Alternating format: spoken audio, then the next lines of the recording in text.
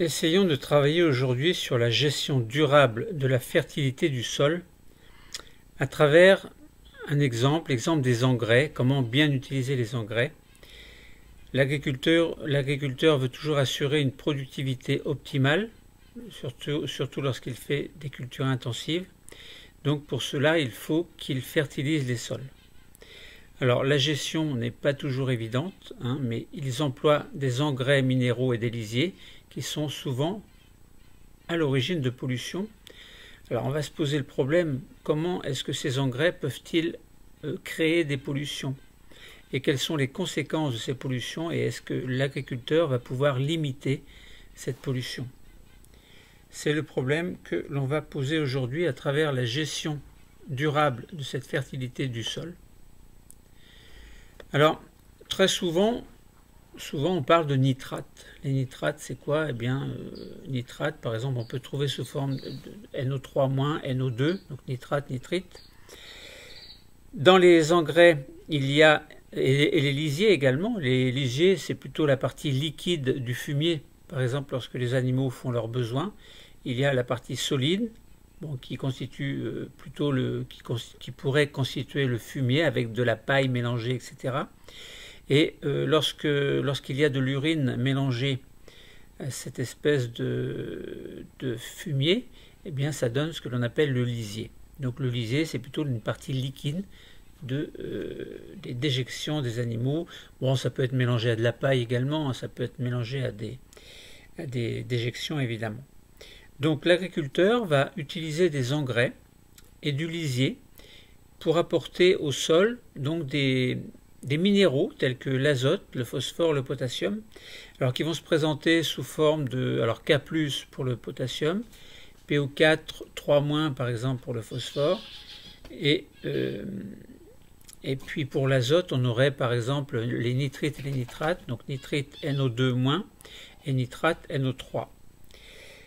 Alors le problème c'est que lorsqu'il pleut, en fait, c'est que ces éléments vont être entraînés vers la profondeur et vont pouvoir, imaginons que le terrain soit en pente, et bien ces minéraux vont pouvoir s'enfoncer en profondeur et dévaler, pas dévaler la pente, mais être entraînés par les eaux au niveau de la nappe phréatique par exemple. Donc on peut les retrouver dans la nappe phréatique si le dosage n'est pas optimal. Et même si le dosage est optimal, de toute façon, selon les terrains, eh bien, on peut avoir des infiltrations d'eau plus ou moins importantes. Donc imaginons que l'agriculteur répartisse son engrais et son lisier. Imaginons qu'il y ait des pluies très fortes. Eh bien, ça veut dire que on va avoir un enfoncement vers la profondeur et vers l'aval éventuellement de certains de ces minéraux. Donc c'est ce que l'on appelle la lixiviation. Donc c'est l'entraînement des minéraux vers les profondeurs. Alors notamment vers les nappes phréatiques, ça peut poser des problèmes. Et si les minéraux continuent à être entraînés vers l'aval, ils peuvent arriver éventuellement dans des cours d'eau.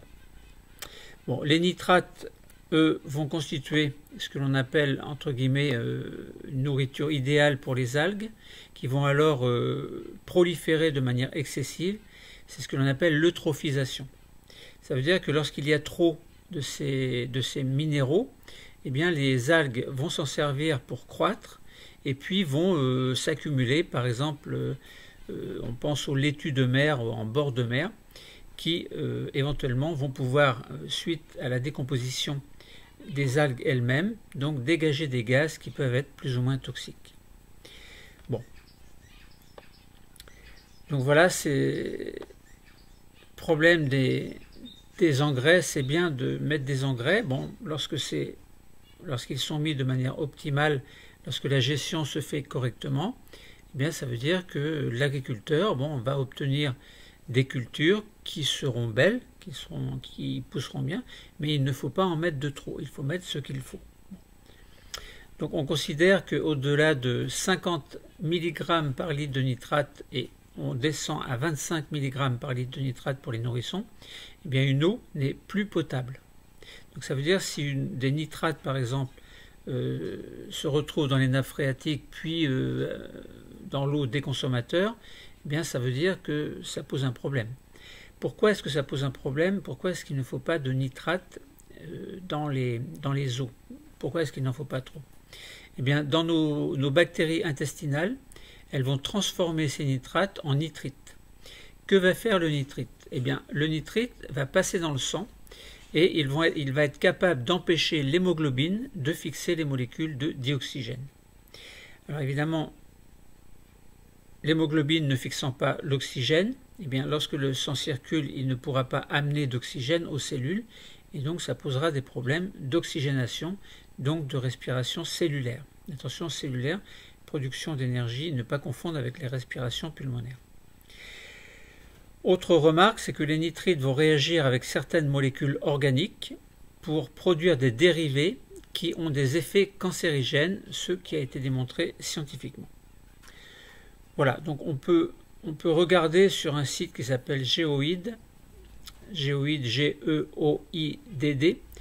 Vous pouvez regarder, donc vous pouvez vous amuser à aller voir le taux de nitrate dans les eaux superficielles, quel que soit l'endroit de votre choix.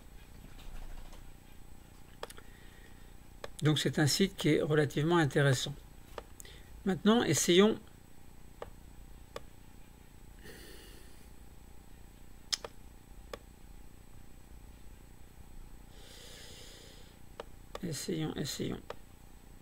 Juste 30 secondes, j'ai un problème d'ordinateur comme d'habitude. Alors essayons de trouver des solutions scientifiques et technologiques pour éviter que ces minéraux se retrouvent dans le sol.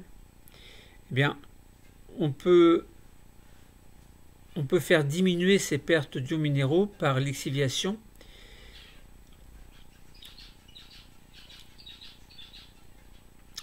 En les faisant passer vers là où,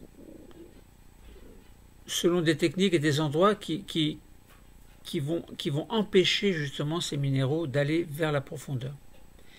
Donc il faut déjà, selon les terrains, estimer quelle quantité de minéraux il faut, quelle quantité d'engrais il faut.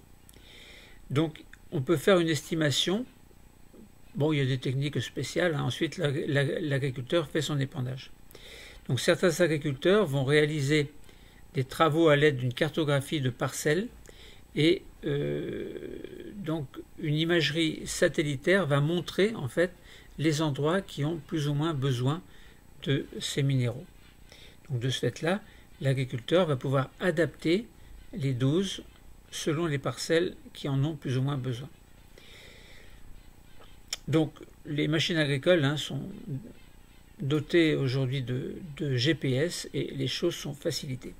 Par exemple, un GPS, une technologie nouvelle, peut indiquer sur une parcelle qu'il faut telle ou telle dose d'engrais azotés. Par exemple, sur un champ, eh bien, l'agriculteur a devant lui une carte, puis il suffit d'adapter ses dosages. On peut aussi limiter les effets de la lixiviation en replantant des haies autour des parcelles cultivées. Donc là, on revient au remembrement, mais on fait des remembrements sur des parcelles qui sont beaucoup plus grandes. Donc ça permet d'obtenir des haies qui vont retenir les eaux de ruissellement ou les eaux de pluie tout simplement.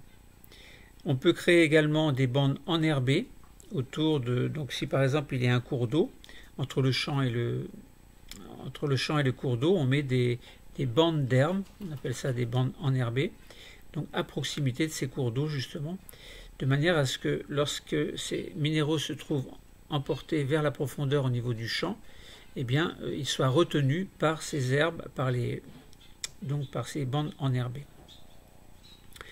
On peut également, dans certains cas, planter des arbres, des alignés d'arbres, on appelle ça l'agroforesterie. Bon, ce sont des exemples qui permettent de comprendre qu'on peut limiter les effets. Bon. Maintenant, il faut trouver ou retrouver des bonnes pratiques culturales. On peut prendre l'exemple d'une rotation de culture qui va intégrer ce que l'on appelle du métaï, ainsi que des couverts hivernaux de légumineuses. Alors le métaï, c'est quoi? Eh bien, c'est une culture associée d'une céréale avec d'autres plantes, par exemple céréales et légumineuses. Alors, Par exemple, on peut faire ce que l'on appelle des cultures, donc des rotations de cultures. La première année, par exemple, on plante du maïs dans un champ. En hiver, on laisse les chaumes. Les chaumes, ce sont les résidus de maïs une fois que les pieds de maïs ont été coupés. Là, et puis on replante. Ensuite, la deuxième année, on plante du blé. Ensuite, on laisse les chaumes, puis on plante du colza. La troisième année, on plante du colza associé aux légumineuses. Et puis, on laisse un couvert de légumineuses au cours de l'hiver. Puis, on plante du blé, donc la quatrième année. On laisse un couvert où on met un couvert que l'on appelle un métail d'avoine, de vesse et de trèfle, par exemple. La cinquième année, on plante du maïs. On laisse les chaumes à nouveau après la récolte du maïs. Puis la sixième année, on plante du blé. Et puis en hiver, on s'arrange pour qu'il y ait un couvert de févorol et de facélie, par exemple. Et puis on recommence, ensuite on remet du maïs, on laisse les chaumes en hiver, etc., etc. Voilà, donc on revient un petit peu sur... les agriculteurs aujourd'hui ont tendance à revenir un petit peu sur les cultures ancestrales. Les ancêtres avaient bien compris donc ces exemples de rotation de culture.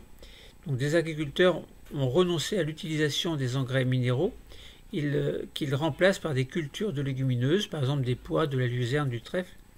Ces plantes vont fixer l'azote atmosphérique à l'aide de bactéries qui sont associées à leurs racines, donc en formant ce qu'on appelle des espèces de nodosités. Bien, lorsque l'on prend des légumineuses, on voit ces nodosités, ça veut dire qu'il y a des bactéries qui vont capter l'azote de l'air pour former par exemple des nitrates. Bon. Donc les cultures ne nécessitent donc pas d'engrais azotés lorsqu'il y a des couverts végétaux en hiver.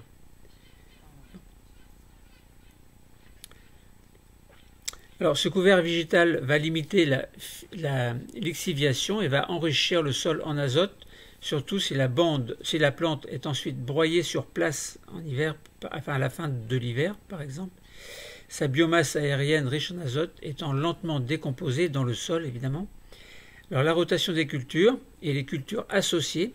La rotation des cultures, on a vu ce que c'était, hein, on alterne d'une année à l'autre en pensant à mettre en hiver un couvert végétal pour éviter que les eaux ne s'infiltrent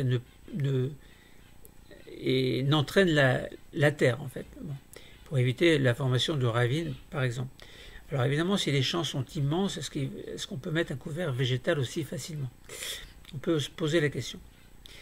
Bon, en tout cas, les cultures associées, ça veut dire on met par exemple du colza associé à des légumineuses, on met de l'avoine, de la vesse, du trèfle, etc. Bon, on associe en fait par exemple une légumineuse avec des graminées, admettons. Bon. Donc la rotation des cultures et les cultures associées sont des pratiques qui se développent à nouveau. Et on fait par exemple alterner des céréales et des légumineuses. Ces dernières peuvent aussi être cultivées en association avec une céréale pour former ce que l'on appelle le métail d'été ou d'hiver. Bon.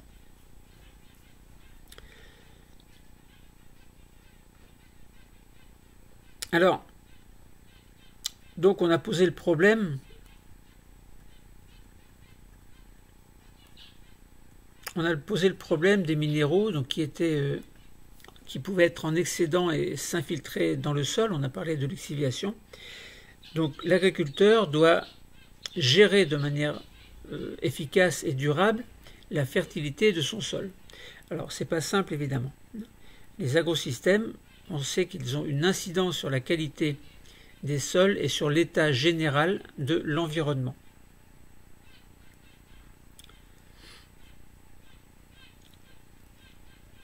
Donc sur l'état général de l'environnement proche, de façon plus ou moins importante selon les modèles agricoles. L'un des enjeux environnementaux majeurs sera la limitation de ces impacts. La recherche agronomique actuelle, qui s'appuie sur l'étude des processus biologiques et écologiques, apporte des connaissances, des technologies et des pratiques pour le développement d'une agriculture durable qui permet tout à la fois de couvrir les besoins de l'humanité et permet de limiter ou de compenser les impacts environnementaux. Donc on a pu découvrir certaines des conséquences environnementales d'une agriculture intensive qui est basée sur les intrants industriels, pollution des sols par exemple, et des eaux aux nitrates notamment et à l'eutrophisation comme nous l'avons expliqué.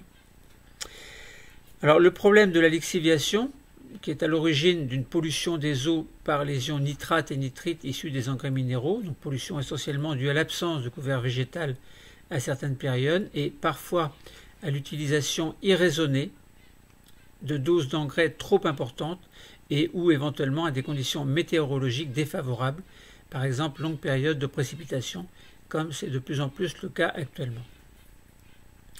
Donc, cette pollution au nitrate entraîne une eutrophisation des eaux qui est provoquée par un développement excessif des algues qui vont provoquer la chute du taux de dioxygène dissous lors de leur décomposition. La prolifération des algues ne va pas se limiter aux cours d'eau, limitant les zones de culture, mais elle peut atteindre également des zones littorales, ce qui va mettre gravement en danger le péril et la vie, la santé des personnes en bord de mer. Par exemple, lorsqu'il y a des marées vertes avec dégagement éventuellement de gaz qui sont très toxiques. Donc on voit bien que cette problématique, elle présente une certaine diversité de solutions qui seront basées sur des connaissances scientifiques et sur les nouvelles technologies. Il s'agit ainsi de connaître très précisément les besoins des parcelles via l'imagerie satellitale par exemple, et ou éventuellement de protéger les cours d'eau via des haies, des bandes enherbées ou l'implantation d'arbres au sein de parcelles, et on avait vu que c'était ce que l'on appelle l'agroforesterie. Bon, il existe d'autres possibilités de limiter le recours aux engrais minéraux en faisant essentiellement appel aux légumineuses fixatrices d'azote, par exemple c'est le cas des pois, des févroles, de la luzerne, du trèfle, etc. Et ceci de différentes façons. Soit en alternance avec les céréales, donc on fait ce qu'on appelle la rotation des cultures, soit sous la forme d'un couvert végétal, on peut faire en même temps, d'un couvert végétal hivernal, parfois simplement représenté par les chaumes de la culture précédente, et on peut faire une culture simultanée de céréales avec ce que l'on appelle le métaï, qui est un mélange de légumineuses et de céréales. Alors nous savons que certaines régions sont particulièrement touchées par la pollution au nitrate du fait de certaines pratiques culturales et de certains choix de production. La Bretagne, par exemple, c'est une région qui est connue pour ses élevages porcins qui sont très nombreux et intensifs et qui sont à l'origine de lisiers, par exemple d'éjections à l'état liquide, qui sont très riches en azote et qui sont ensuite déversés dans les champs. La pauvreté des lisiers en matière sèche défavorise la formation d'humus et entraîne une lixiviation des nitrates. Alors, il existe quelques dispositions qui permettent de limiter la lixiviation des nitrates. On a dit on pouvait replanter des arbres, des haies et installer des bandes enherbées pour capter les nitrates qui seraient en excès suite à la lixiviation. Il faut évidemment de la part de l'agriculteur qu'il y ait un apport d'engrais raisonné. On ne fait pas les choses n'importe comment, il faut réfléchir. On peut faire des cultures de légumineuses en rotation ou en métaille pour limiter l'apport d'engrais minéraux, ce qui est une solution idéale, enfin presque idéale. Alors lorsqu'on a le niveau supérieur de la nappe phréatique, lorsqu'il est connu en fait, et puis lorsque l'on sait qu'il y a des cours d'eau, l'agriculteur il doit d'autant plus faire attention. Bon. Donc voilà, donc vers une gestion durable de la fertilité du sol, comment est-ce que les minéraux peuvent se retrouver dans les sols et polluer les sols à travers les nappes phréatiques et puis éventuellement la boisson de la population ensuite, on a vu qu'il existait des solutions. La lixiviation, elle existe. Limiter la lixiviation, c'est possible également. Il y a des moyens de protection, des techniques, des moyens techniques qui peuvent être mis en place. Le cours est terminé. Merci.